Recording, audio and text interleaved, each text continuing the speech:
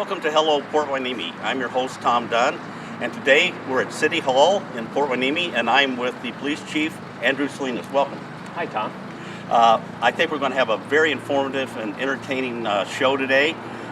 First of all, the Chief is going to take us through the actual police department and show us all the different departments and rooms and how they operate in there.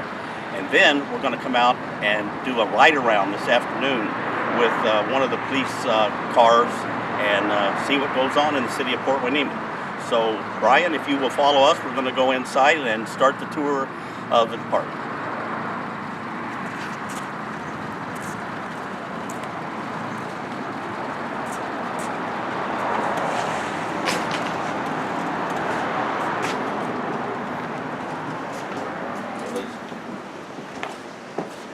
Right now, we're inside the entryway of the police department, and Chief, if you'll explain to us what we have out here, then we'll go inside.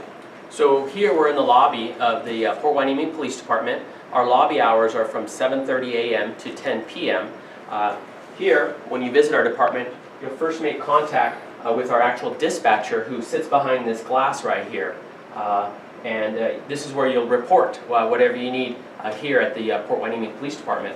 Also, what's unique about our lobby here is we have some drop-off bins, some pharmaceutical drop-off bins where you can drop off your prescription drugs at any time here, which is very unique because not many police departments actually have 24-hour drop-off bins in their lobby, and that's something unique and a service that we provide here at the Port Hueneme Police Department.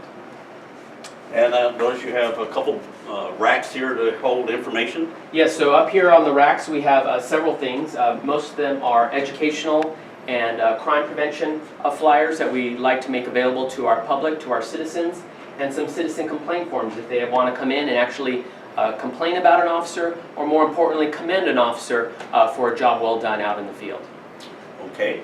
And I did notice out there is a red button that people can get a response after 10 o'clock, is that correct? After 10 o'clock, the dispatcher will actually buzz you into the lobby here, and you'll be able to make contact with her here right at the window. 24/7? 24/7. Okay. All right, Chief, let's go inside, and you lead the way and show us what we have.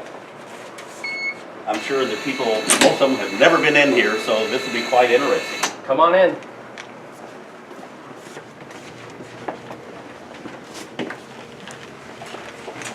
Lead the way. All right, so we'll start by coming over here into our communication center.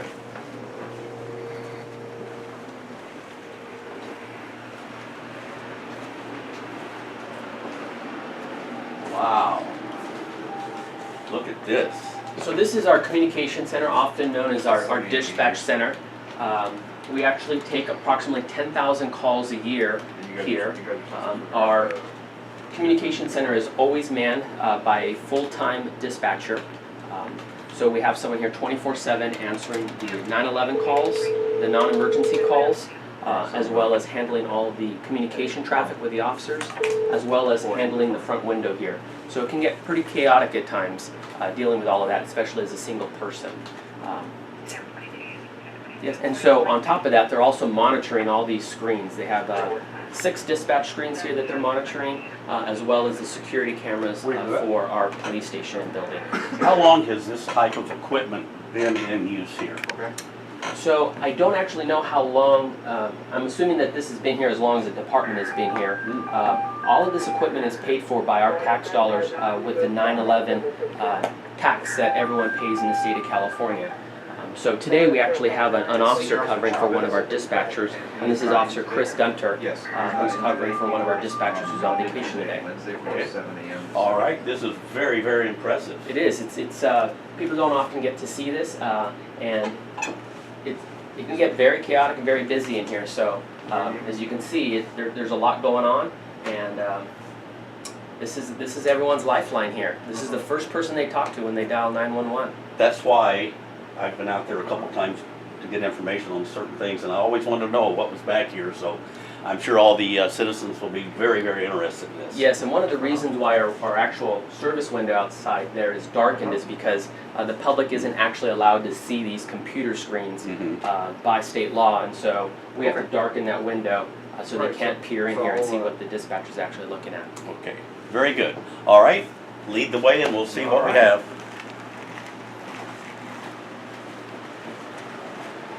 Okay, perfect. So we'll come on down here and we'll give you a quick little tour of our jail facility.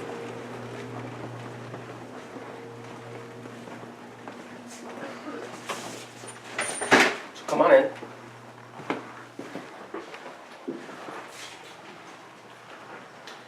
So this is our jail facility here. As you can see, we have two cells. One is actually, it's got bunk beds for people to stay overnight if needed, and another one is a temporary holding cell where someone will stay if they're here for less than 6 hours. Most of our prisoners are here less than 6 hours. They'll get processed, so they'll get fingerprinted and photographed, and then they'll either get released from here or transported to the Ventura County Jail. You know, I see that a lot in the paper where they have been moved there. And even that's where you would keep the guys where you say, hey, we need more information if you recognize or know anything about this case. They're not here. They're down in Ventura County Jail. That's correct. So we'll bring them in through this sally port door here. They'll come in here where they're completely locked down in this secure area. The officers will process them, and then we'll go back into this other room and I'll show you exactly where they get fingerprinted and photographed. Okay, great.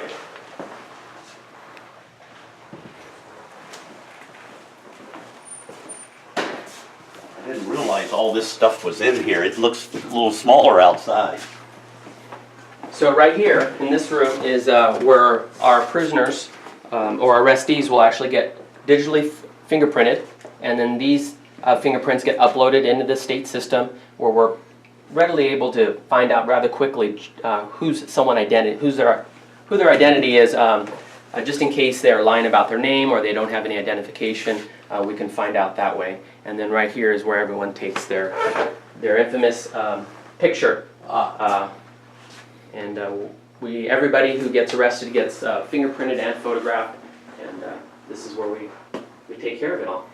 I hope to never be in there. All right. Okay. What's next? So let's walk down here, and we'll walk down to our briefing room. These are a couple of our interview rooms here, where if you come here, the officers can have a private conversation with you and actually talk to you about what is happening. What's on the wall here? I see all these, are they badges? So these are badges from over the years. I think this dates back to when this police department was born, and so it's just up here with a display of all the different badges that we've had here at the Port Hueneme Police Department. All Port Hueneme stuff, huh? That is correct. Very interesting. Okay. So right in here is our evidence room. This is where officers will actually process the evidence they bring in. It gets logged into the computer, it gets photographed, it gets tagged, and gets placed in a sealed envelope or plastic bag, where then it will get locked in these cubby holes. And once the cubby hole is shut, it can't be opened anymore, and it can only now be accessed by the evidence technician on the other side of the wall. And so that's how all of our evidence gets processed and pulled into our evidence room. Wow, that's very impressive. All right, so we'll go over here.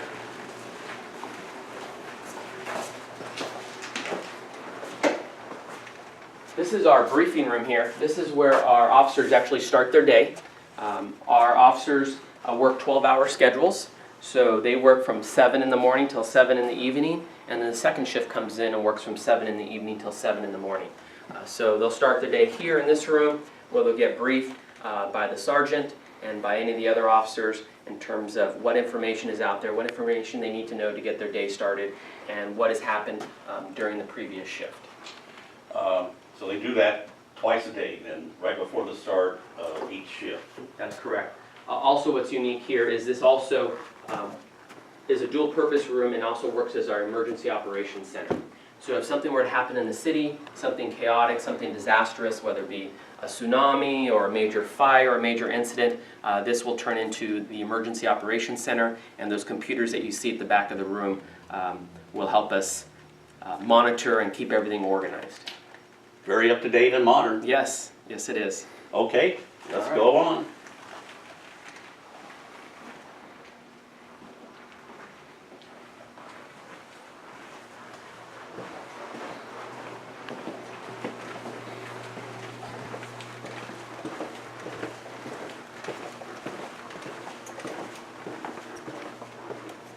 So this is our officers, what we call their report writing room. This is where they'll do all of the reports, they'll log onto the computer, upload all the information they need, and this is where they all actually dictate the reports as well.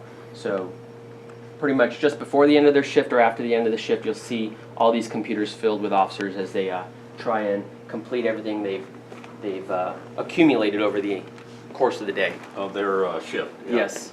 Okay. All right.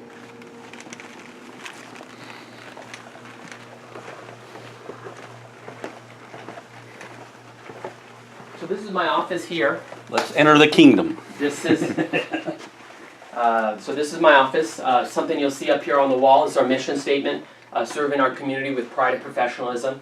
You'll see many of these pictures up on the wall. I felt it was important to showcase and let my officers know what's important to me and what our priorities are, which include crime reduction, pedestrian and traffic safety, community engagement, community policing, as well as being a professional organization.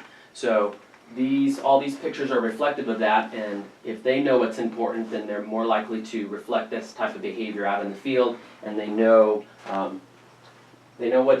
what our priorities are. One thing I've really noticed is that the community presence of the police and yourself out at various functions, just out and around, people have noticed that, complimented the department on that, and also heard that officers have go up to individuals, kids and adults, and just start talking to them. Absolutely, absolutely, and that's something I promote. Because it's important that our officers are part of the community and that the people know their officers. The community wants to get to know their police department. They don't want them to be complete strangers. So I encourage them to engage, I encourage them to attend events, and I encourage them to take that extra time it takes to explain everything to them, and they appreciate that. I guess it was last weekend at our HOA, we had a minor incident. Somebody called. 3 police cars arrived within 3 minutes. And it was nothing. Then they, just talked to whomever and said, "Yeah, we enjoy doing this." That's something that this community appreciates is our quick response time. Because of a city our size, we can get to calls, no matter how minor they are, rather quickly. Since I've been here these last 6 months, I say our average response time is less than 5 minutes on any type of call. That's what I have heard from the people say. Yes. Oh my God! Even I know we've had at the HOA some calls like at 3 o'clock in the morning. The guys are in there within Right. 5 minutes. So. Absolutely. Well, you said you've been here 6 months. What is the biggest change that you have made to the department? So a few things. First, we're now paperless, which means everything is generated and put into the computer. We no longer print reports out and put them into file cabinets. So that was a big step here. Officers now have access to state computers and information out in their police units. Over the next couple of months, we're getting new police units to replace some of the old ones that we've had out there. We have a new beach vehicle that many people have seen out on the beach, which allows us to patrol the beach a lot more efficiently, and so those are some of the few things that we've done in just the first 6 months here. Yeah, I saw that beach vehicle at the cleanup about a month ago, and it was all over the place, picking up garbage and hauling it in, so taking new bags out to people that were cleaning up, and everybody went, "Wow, it's like most people my age remember those as dune buggies," and so that's really great to see. Now, what's the main thing you want to work on, say, in the next 12 months? There's a few things. I really want to engage in the community and make sure that they know that this police department is here. I want to introduce myself to this entire community so they know who their chief of police is. I want my officers to be out attending some of these events that we talked about earlier and really getting to know who their community is. As well as, since I've been here, there's a lot of things, best practices that I'd like to put into place that I'm going to bring from the previous police agency I'm from, and hopefully get this department running a lot more efficiently.